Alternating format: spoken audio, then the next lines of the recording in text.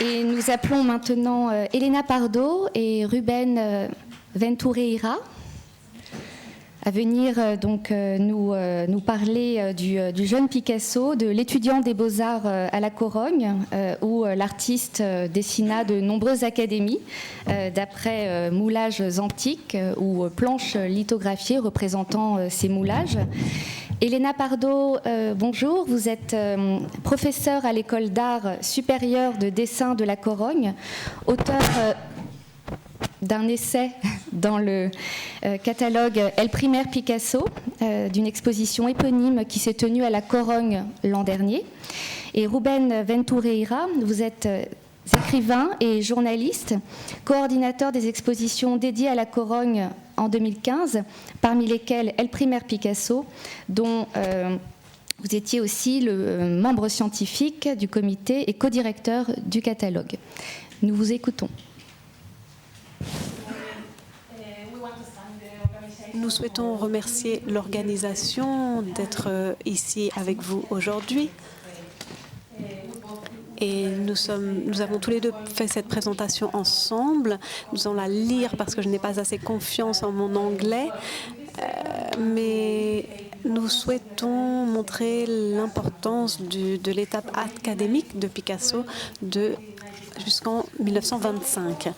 Donc c'est un écho durable sur l'œuvre de l'artiste. Ses contributions ont été reflétées lors de l'exposition qui s'est tenue à Coruña. Le conservateur du musée Picasso de Barcelone, qui a soutenu notre recherche, et nous l'apprécions grandement. Nous allons analyser l'influence de Picasso par d'autres artistes pendant son époque à l'école de Beaux-Arts de Coruña. Et il a étudié de l'âge de 11 à 13 ans. Il est devenu technicien. Il a fait des moulages en plâtre. Et ses premiers modèles académiques, il y a des thèmes récurrents parmi ses productions. Enfin, à Coruña, nous verrons le lien avec la sculpture africaine. Picasso est arrivé à Coruña en 1881. Il a suivi avec le reste de sa famille.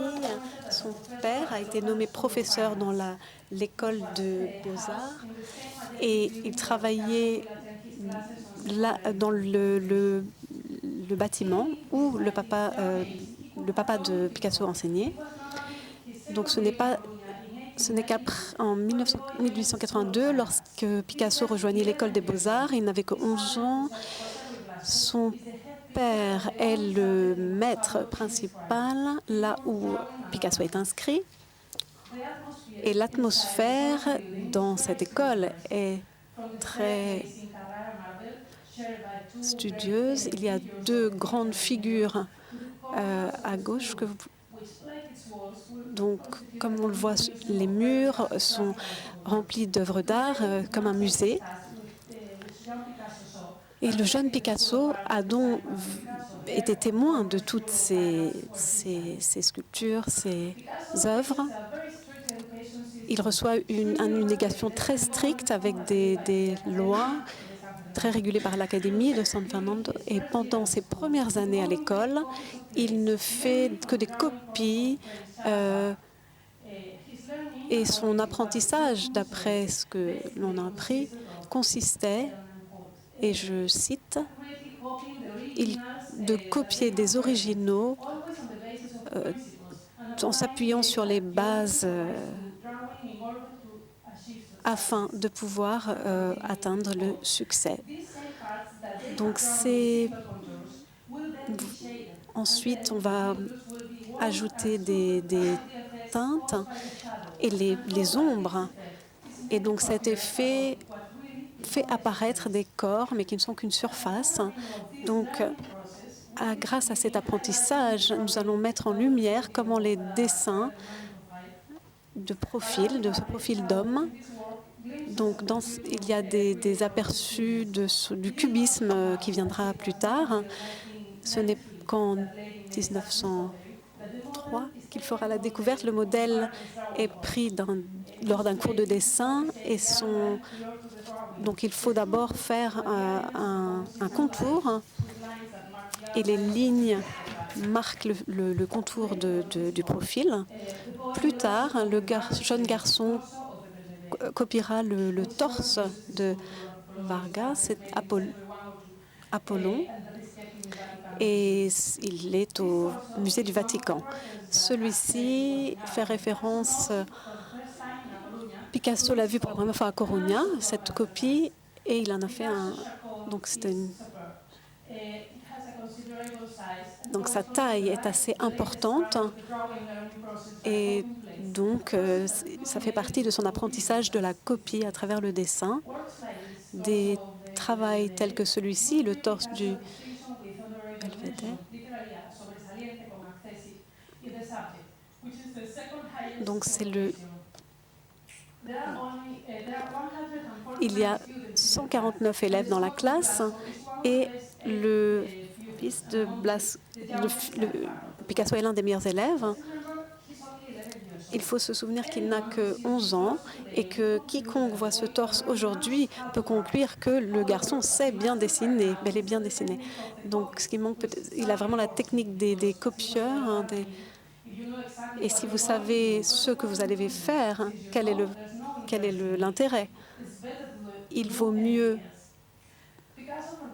Donc, Picasso sait donc copier à présent, mais il n'a pas encore été instruit par dessin de choses vivantes, d'êtres humains. Donc il étudie la réalité en 3 dimensions sur la surface du papier. Plus tard, il devra affronter le travail sur le plâtre du torse également, qui est assez spectaculaire. Et ceci parce que l'apprentissage académique est plus lent. Picasso va suivre des cours de 1880 à 1904 et il a maintenant 12 ans. Son père est toujours enseignant de dessin et il va comprendre l'interprétation du volume à travers l'ombrage, comment faire des ombres, comment traduire la sculpture en dessin. Donc maintenant il y a des vrais moulages et donc on dessine des bras, des jambes. Il faut savoir mesurer et rendre les ombres et la lumière sur les modèles. Les cours se tiennent l'après-midi avec de la lumière naturelle et des lampes à gaz qui produisent une certaine atmosphère feutrée. Donc les projections. Alors on fait des études sur ces moulages avec différents types d'éclairage. Et dans ce cours, Picasso s'attaque à son premier travail complexe, plus compliqué. Donc cette tête fait partie d'une statue plus grande, mais elle était séparée du corps. À l'époque, c'est un moulage de l'original c'est une copie romaine du 1er siècle de la Grèce. C'est intéressant comme Picasso rend tous les détails et les imperfections du moulage en proposant les lignes même laissées par le moule lui-même.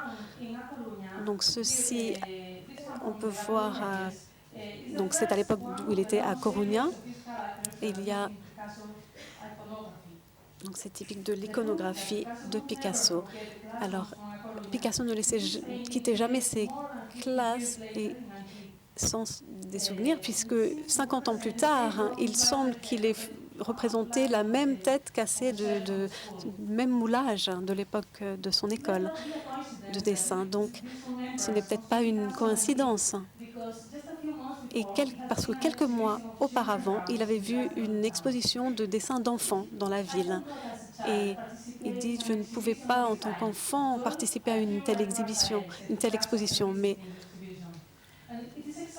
c'est exactement à 12 ans, lorsqu'il dessine cette tête à l'école des Beaux-Arts de Coruña, mais on retrouvera dans d'autres pièces des choses similaires. Ceci est une partie d'une série de 1986. La tête a été faite à partir de formes géométriques et ce sont des échos très clairs aux lignes géométriques. qui pourrait même être un souvenir des techniques apprises à Coruña. Donc les modifications dans son travail plus tardif vont apparaître. Nous aimerons souligner une autre œuvre, la statue de Hypnos, la déesse. Donc, c'est un marbre, une statue en marbre, une copie d'un original qui est au Prado, à Madrid. Il est probable que l'artiste connaisse bien sûr cette figure mythologique et qu'il ait vu à l'école, parce que c'est vraiment le registre qu'ils étudiaient. Et le moulage et le plat sont très intéressants parce qu'il semble que la mémoire visuelle de Picasso lui ait permis de faire cette série de dessins. Donc vous voyez un modèle. Donc à nouveau, il est l'un des meilleurs élèves de l'école. Après l'été, le nouveau cours commence en 1880. Pendant ce cours, l'élève termine des figures complètes et elles sont toujours à l'école. Ces figures qu'il a créées demeurent toujours. Donc c'est une réplique d'une sculpture en marbre qui font partie de la collection du musée de Prado.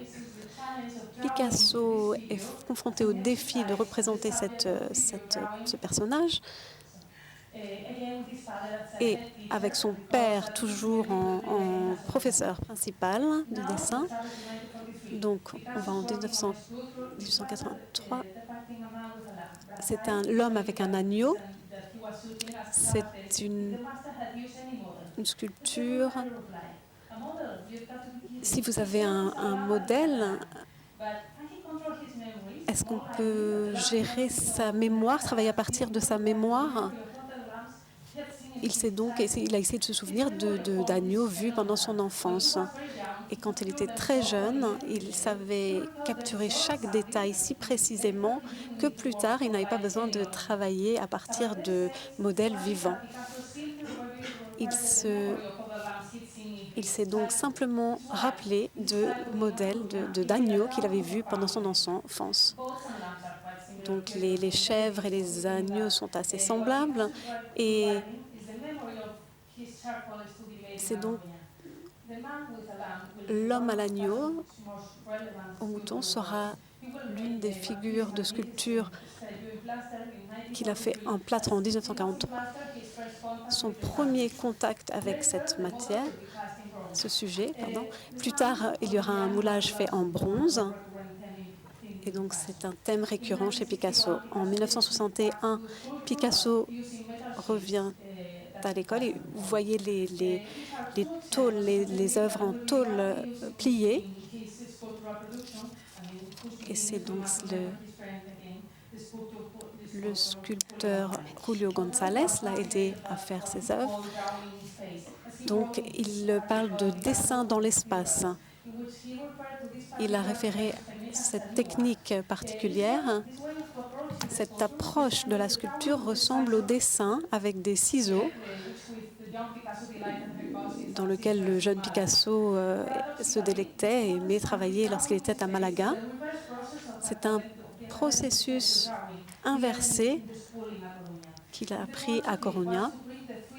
Il fallait donc réaliser un modèle en 3 dimensions, l'appliquer au papier, et à partir de 1961, il y a une surface bidimensionnelle avec l'acier, le métal, pour former le volume. Et donc ici, le volume prend forme grâce au métal. Donc Picasso découvre la figure classique de Théséus. Donc c'est une figure du Parthénon qui est au British Museum à Londres. En 1962, il fait une sculpture qui est une interprétation de Donc, il prend la peinture en référence. Et donc, on voit le bras, la posture du personnage. Donc, il utilise du carton plié pour faire une forme tridimensionnelle. Et c'est ce qu'il faisait à Coruña avec les ombres. C'est le même type de travail. Donc, à Coruña, Picasso travaille avec des modèles vivants. Le garçon vivait très près. Il a assisté à des combats de taureaux. Et il a fait à partir de posters, d'affiches, il a réalisé ses guitares. Donc, on peut lier ça aux sculptures qu'il fait en 1913. Ce sont des sculptures qu'il a vues à Coruña.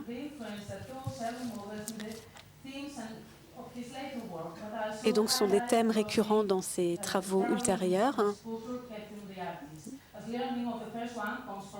Donc, l'apprentissage de l'un a nourri le second. En tant que sculpteur, il dit que c'est comme dessiner en 3 dimensions.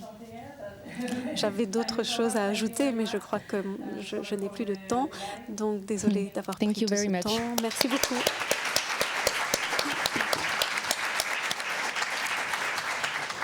You can stay.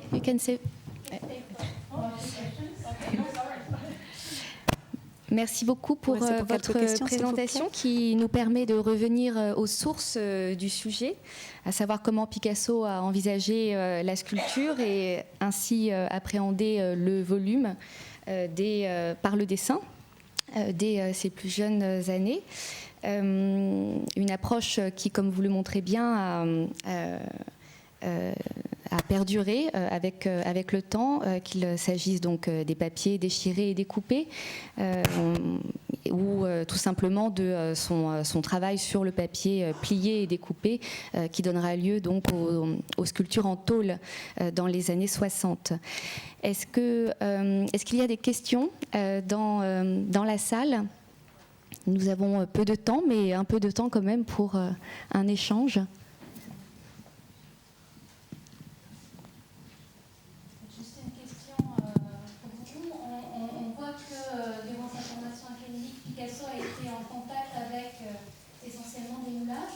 Il avait lui-même des moulages, parfois antiques, dans sa collection privée. On sait qu'il avait un moulage de statues grecques. On pense aussi aux 2 moulages qu'il possédait sur la Vénus de Lespugue. Est-ce que vous pouvez réagir à cette question justement de l'approche de la sculpture de Picasso par le biais du moulage?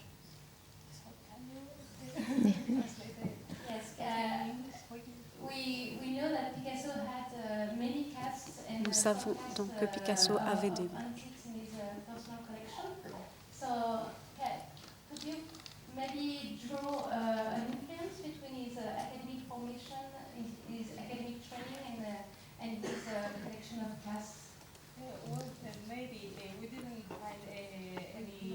Sorry, the microphone wasn't close enough.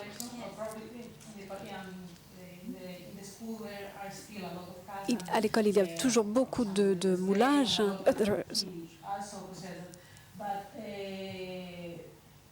Et en fait, nous pensons que Picasso n'a jamais rejeté la formation académique. En fait, il a dit que, en tant qu'artiste, je pense qu'il s'est souvenu de son apprentissage académique toute sa vie. Vous voulez? Merci beaucoup. J'aimerais juste poser une question. C'était vraiment très intéressant. J'ai passé un moment à l'école des Beaux-Arts à regarder les dessins académiques pour essayer de savoir à Paris quels étaient les critères de notation. Et quand je vois ceux de Picasso à l'Académie, dans le passé, il me semblait qu'en termes de position française, les succès et le manque de succès était presque inhumain. Et je me suis demandé, est-ce que ça a joué contre lui de façon académique? Est-ce que vous pensez que c'est quelque chose qui vous a frappé lorsque vous les avez regardés vous-même? Je ne suis pas sûre d'avoir compris tout ce que vous avez dit, mais juste quelques mots pour dire qu'il ajoutait toujours quelque chose. Les moulages de plâtre, par exemple, qu'il dessinait. C'est ce que nous voulions souligner. Par exemple, les traces qu'on voyait, les imperfections du moule lui-même qui apparaissait sur le moulage. Ce qui était toujours un petit peu cassé, les finitions n'étaient pas parfaites. Et il voulait vraiment ajouter quelque chose systématiquement. Il savait dessiner et il s'embêtait probablement beaucoup à l'école. Et donc on sait qu'il voulait dépasser cela. Et en copiant faisant des copies, ça ne devait pas être très amusant pour lui. Merci beaucoup. Thank you very Nous allons maintenant appeler Olivier Bergrune.